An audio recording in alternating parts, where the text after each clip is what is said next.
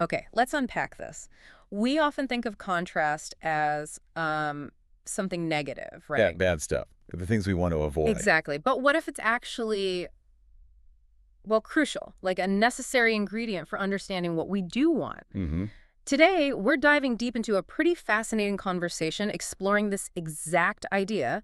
It's within the teachings of Abraham Hicks. Right, and specifically something they seem to call step 5 contrast. Step 5 contrast. And interestingly, our listener shared this thread of exchanges. Yeah, between different people who are really grappling with this concept. And they're not just looking at the theory, are they? They're connecting it to their own experiences. Totally. And even weaving in ideas from, like, Eastern philosophy. Yin and yang came up. Oh, interesting. So it's a really rich mix of perspectives they've pulled together. Definitely. And for you, our listener, because we know you like getting to the heart of things quickly, thoroughly, without getting too bogged down, Mm-hmm.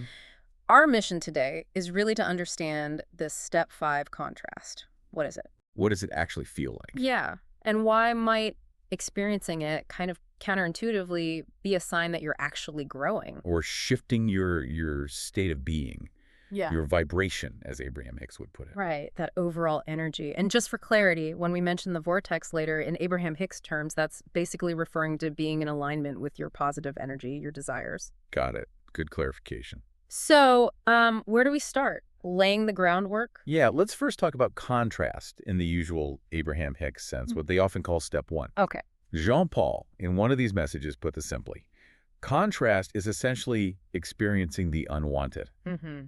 It's when you think, like he quoted, us are, which means, I don't like this. Right. It's that, oof, this isn't it moment. Exactly. Well, that dissatisfaction that suddenly makes you realize what you do want.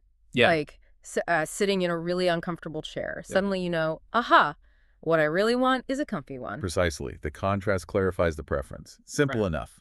And that leads us to this idea of step 5 contrast. Which sounds different. It is.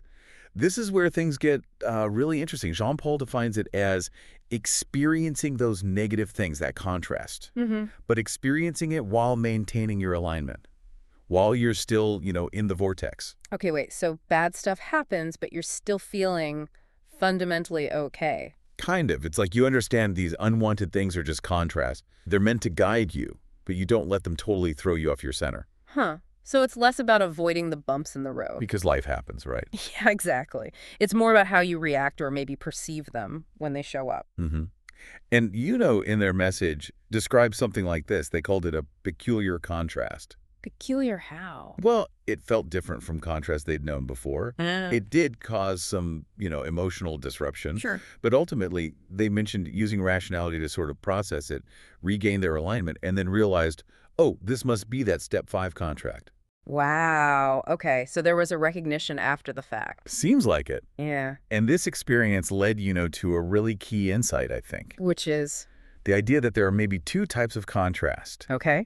So the first type is the contrast you hit when you're not in the vortex, when you're out of alignment with that positive energy. Right. The kind that feels like a big wake-up call. Exactly. Like a nudge or sometimes a shove saying, hey, get back in alignment. It's like that flashing warning sign on the dashboard. Check engine. Perfect analogy, yeah. Yeah. But the second type, the step 5 kind, that's what happens when you are in the vortex. You feel generally aligned, good, and yet challenges still pop up.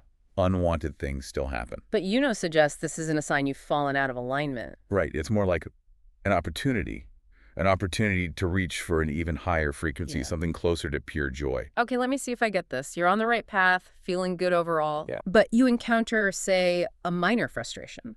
Instead of it derailing you, it actually just gives you a clearer sense of an even better feeling state to aim for.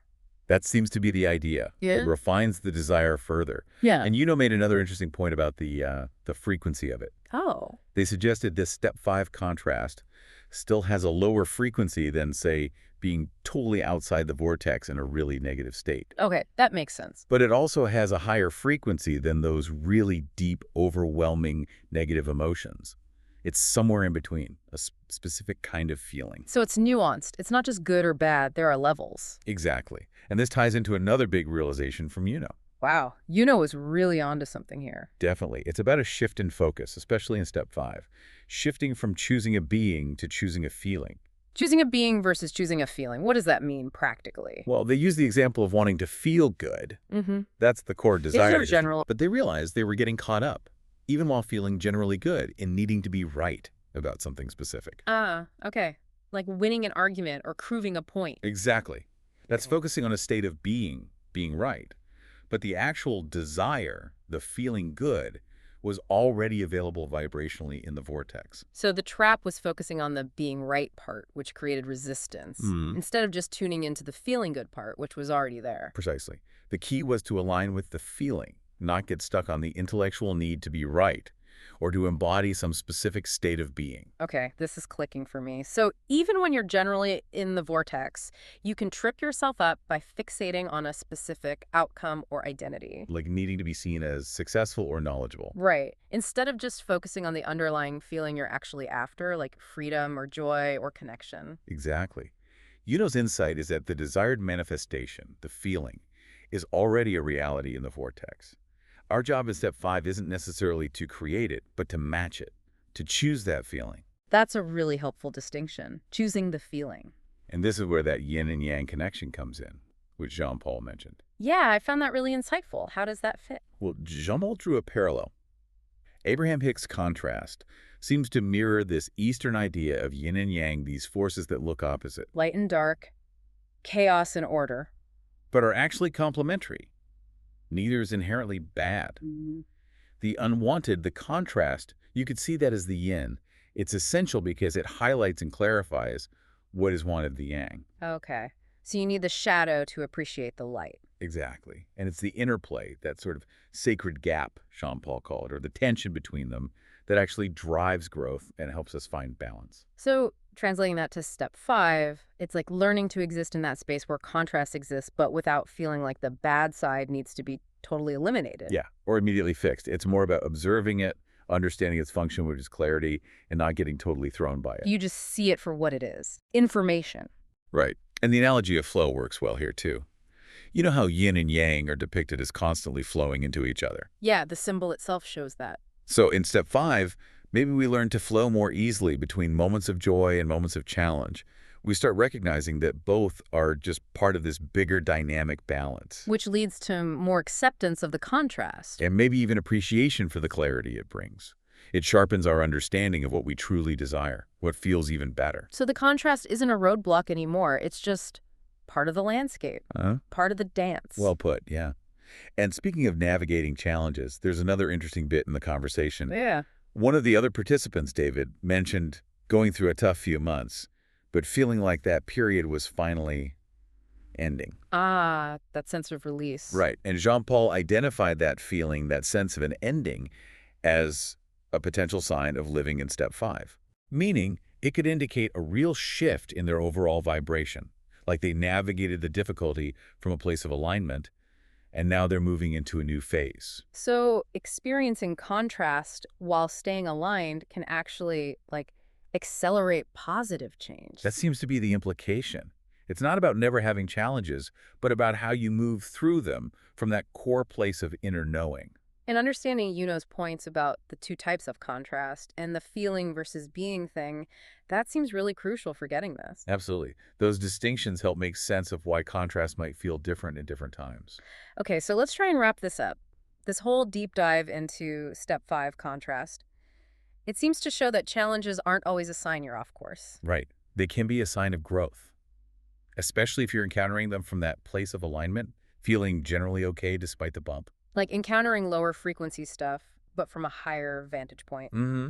And these experiences, when you understand them this way, they really help refine what you want even more. And that insight from Yuno about focusing on the feeling. Yeah, not getting stuck on needing to be a certain way, like right or perfect, even when you're in the vortex. That feels like a really powerful takeaway. So for you listening, maybe it means checking in with the feeling behind a challenge. Right. Does it feel like a huge jarring correction pulling you back from way off track? Or does it feel more like slight friction on a path you're already smoothly traveling? That internal sense could be a really key indicator of whether it's, step 1 contrast or maybe this step 5 stuff. And bringing it back to yin and yang, it's about finding balance, finding meaning within the contrast itself. Yeah.